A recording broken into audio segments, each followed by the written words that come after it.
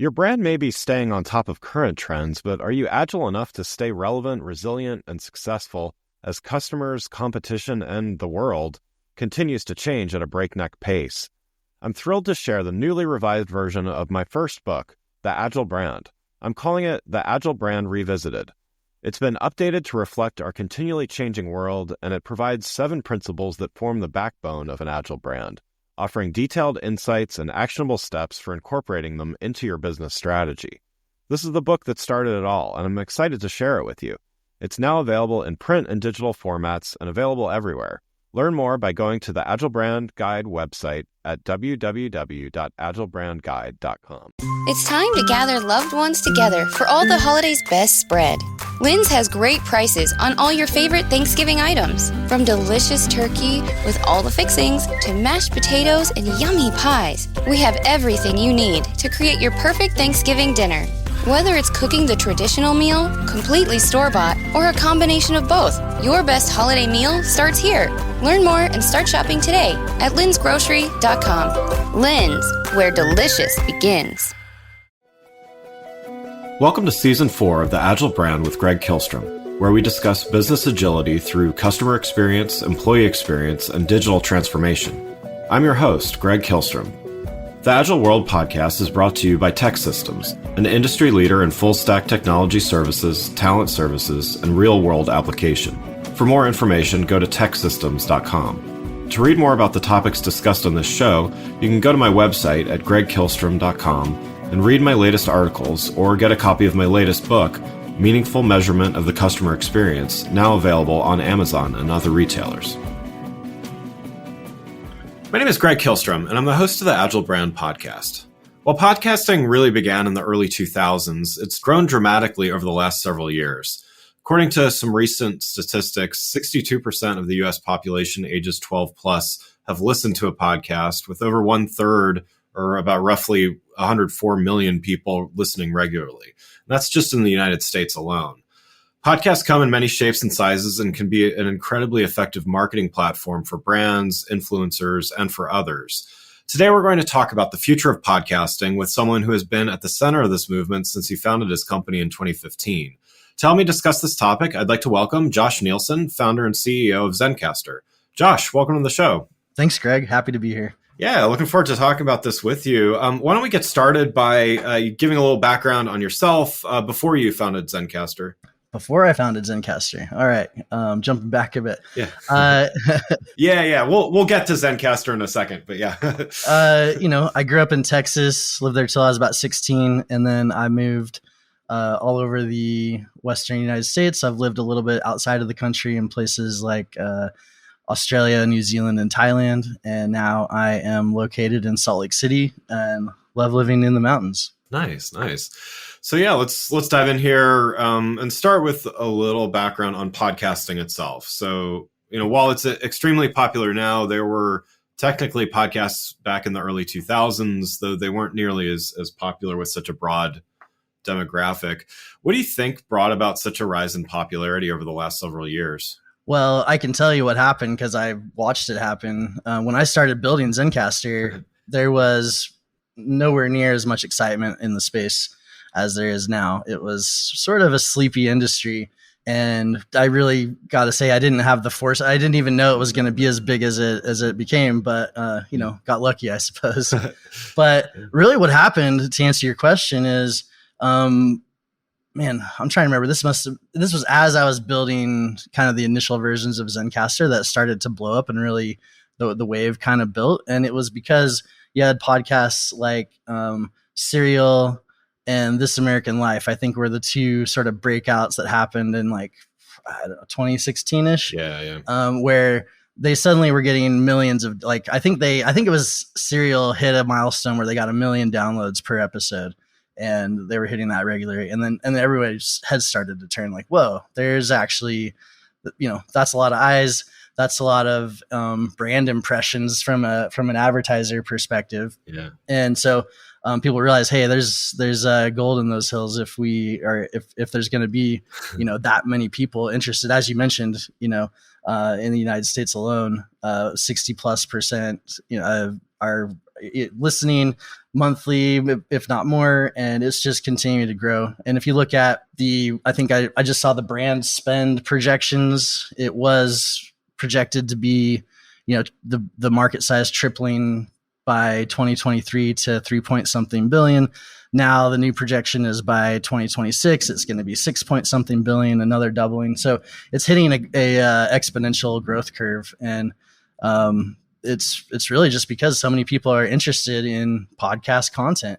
It fits into their day in a way that many other mediums can't and don't. You can listen to it while you do your laundry, while you're exercising, while you're driving. And that's a lot of time that people are spending listening to content, and a lot of opportunity for creators and brands to get in front of people. Yeah. So I'm very familiar with Zencastr because I've been using it since I started the show in 2018. But maybe for those a little less familiar, can you give a little background on what exactly the platform is and does, and how do you differentiate it? Yeah, of course. Great question to provide some context there. Back in those days, and the way I got keyed onto this market was I was actually working on a totally different company in the audio space. It was around music and helping electronic musicians collaborate together online. Didn't work out for many reasons, but someone said, hey, podcasters have this problem getting high quality assets back and forth. Maybe you can help there. I honestly sat on that for a few years because I was focused on something else, but it always stuck in the back of my head. And I started looking into that problem, and I realized that podcasters at that time were using mostly Skype to do remote recordings. And most podcasters had either a remote co-host or a remote guest on most of their episodes. It's really hard to get to find like all the top performing people in your hometown that are going to come to your house, right? So you got to trust me, I know. Yeah. So you got to cast a wider net. The problem with that though is that Skype at that time, and now Zoom, which a lot of people use, has the same problem. It records on one end, and so the host might sound really good, but the guest is getting recorded with all of the voice over IP artifacts. Can be compressed. It can sound really robotic. If the internet connection is unstable, it can completely drop out at times. And that is really, really annoying to a podcast audience. Yeah.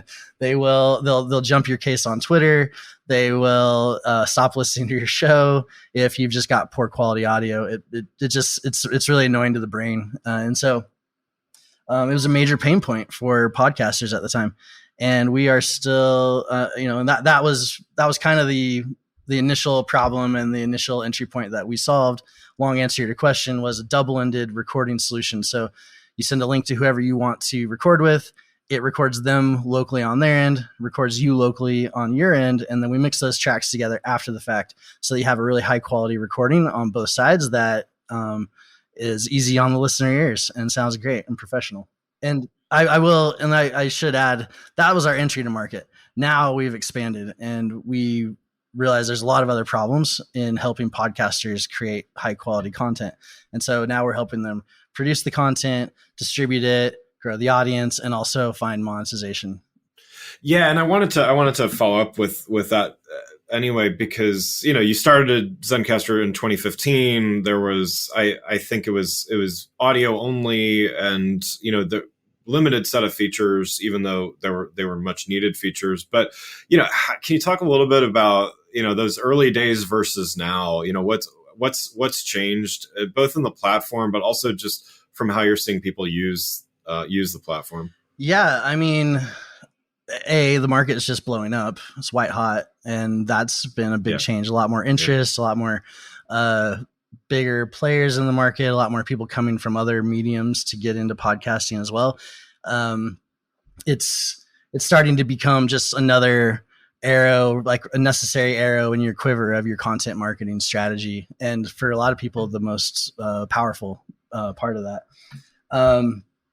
But, I just went to the podcast movement conference about a month ago. And one of the big things that I noticed there, and a big shift that's happening now in the industry, is we're starting to it used to be sort of podcasting as a self, it was sort of, if you had a podcast, it was oftentimes mostly a passion project. Yeah. You were probably spending out of your pocket to do this. You weren't making a lot of money, if any. And sometimes you're spending, hundreds, if not thousands of dollars a year on all the tools and services around it. Yeah. Now what's starting to happen, now that you're getting creators from, YouTube and other platforms getting into podcasting, the expectations are changing to where it's more of a, instead of I'm going to pay you for your service, it's like, hey, how are you going to help me make money? And how are we going to make money together? And I think that's actually a great transition in the space. It's a much needed thing. Most of these podcasters should be getting rewarded for the value that they're providing into the ecosystem. Okay. And a way that I kind of describe what we're trying to build is the YouTube for podcasts. If you're on YouTube and you've got over 1,000 downloads a month, there's a button you can push, and now you're monetizing. You're in a rev share agreement with YouTube. You're making money, and some of these guys are making a lot of money, and that doesn't exist in podcasting right now, and it really should. And there's no reason why it can't. It's been proven in other mediums, and that's what we've built at Zencastr and are leaning heavily into. We believe that if you're a creator, you should be able to create and be rewarded for the time and effort you're putting into it. And there's, a lot of people out there to listen, a lot of brands out there that are looking for more channels to grow, and podcasting is a great option there. Yeah. So that's a big shift that I've seen that's been happening. And now if you go to the conference, that's where the money is at. Like, that's where, the service companies are in the small booths, and then the advertising companies are renting out the galleries and throwing the big parties. Yeah. And I mean, do you see that as kind of I would say that's a maturing industry, right? Is that kind of how you would characterize it? The podcast ad market? Yeah. Oh yeah. I mean, it's still very Wild West. I think it's still even too early to call it maturing. Yeah. Like, it's all over the place, and a lot of opportunity, a lot of, for example, we'll go talk to some of our creators, and we'll just ask them an open-ended question like, what does it cost to run an ad on your podcast, to get a sense of how people are valuing themselves and the content. And you'll get answers anywhere from like a 5-cent CPM to a $500 CPM.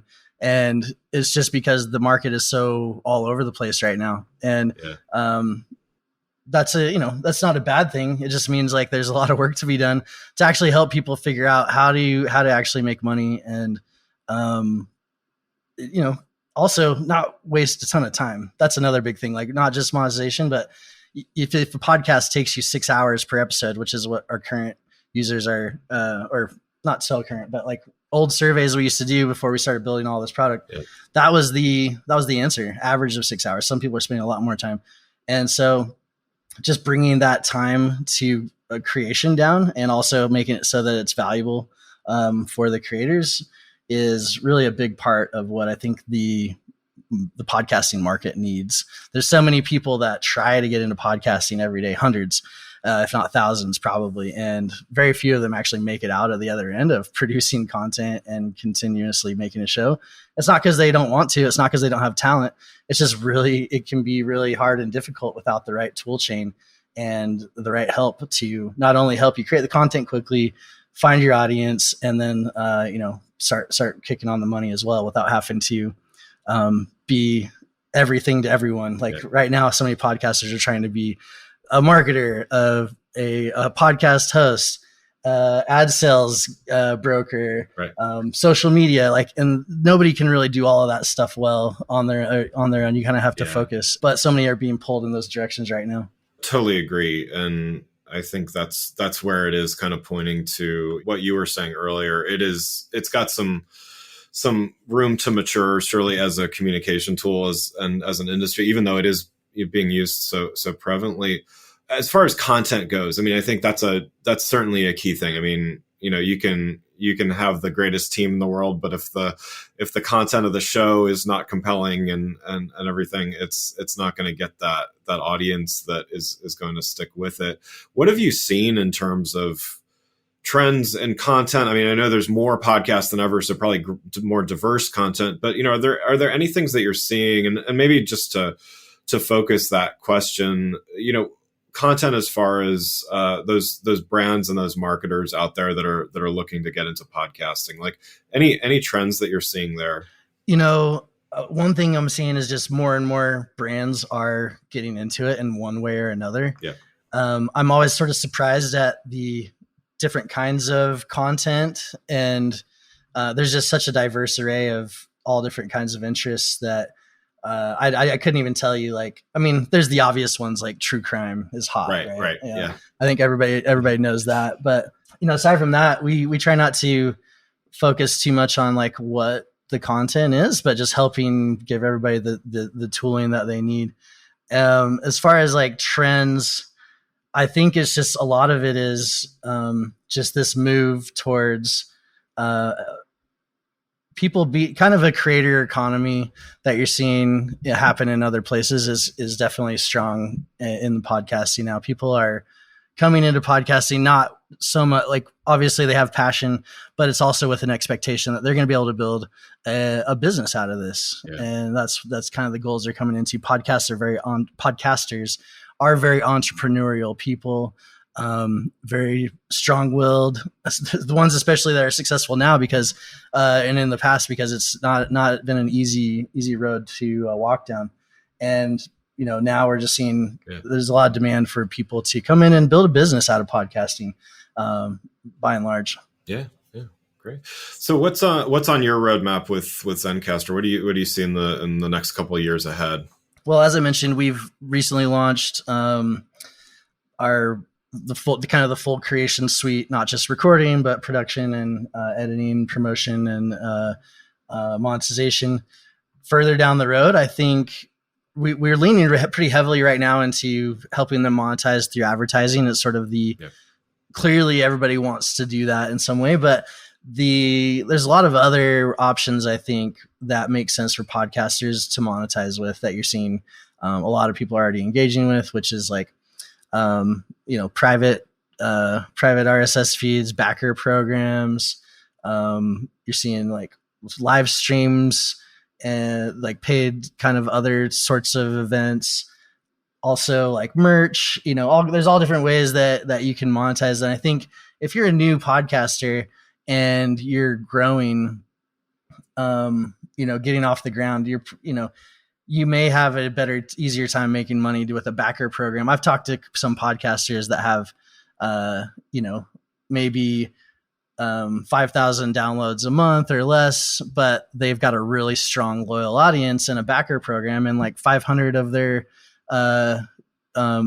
audience members a month are paying them as part of a backer program, and they're making real money off of it. Nice. And that's a really high engagement rate. You're not going to get that out of an ad, right? And so I think depending on your content, depending on the size of your show, there's different monetization options that make sense for that stage.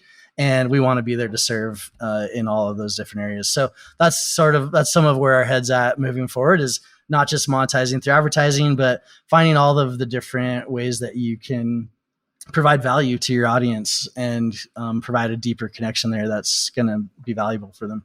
Yeah, that's great. Well, one last question before we wrap up here. For someone that is considering starting a podcast, maybe they're an individual, maybe they're a brand even, but what's one piece of advice that you would have for them as they're, they haven't even gotten started yet, but as they're planning and thinking ahead, what would you advise them to start with?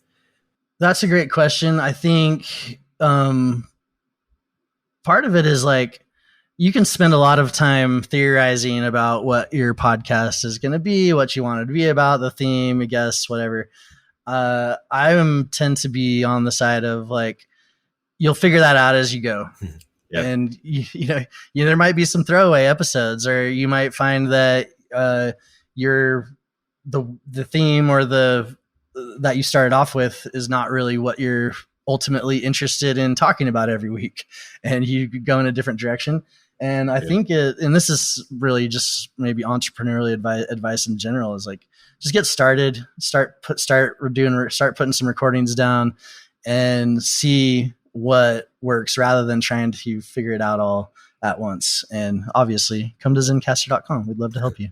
Yeah, no, that's great. And I got to say, just from my own experience, I did just that. So my first year doing my show, it was just me talking. And, I'd recently written a book. And so I just was kind of sharing thoughts in each episode. And it took me a year of episodes to kind of realize, hey, you know what? I did like 1 or 2 interviews, and I realized, oh, you know what? I get a lot more engagement when I talk with somebody else and kind of bounce questions off them, as much as I like to hear my own voice.